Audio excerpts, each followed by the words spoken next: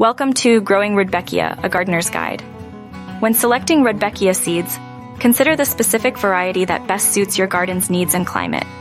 Some are perennials, while others are annuals. The seed packet's details provide valuable information regarding the plant's height, bloom time, and care requirements. Rudbeckia thrives in well-draining soil with plenty of organic matter. Loosen the garden bed to a depth of about 12 inches.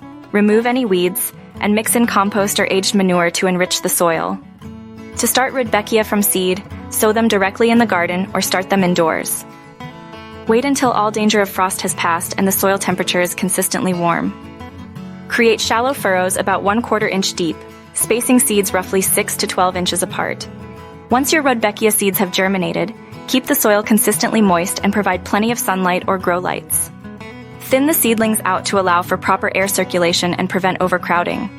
Rudbeckia is a low-maintenance plant that requires minimal care once established. Keep the soil moist but not waterlogged, fertilize every few weeks, and deadhead spent flowers to encourage continuous blooming. Growing Rudbeckia from seed is not only cost-effective, but also incredibly rewarding.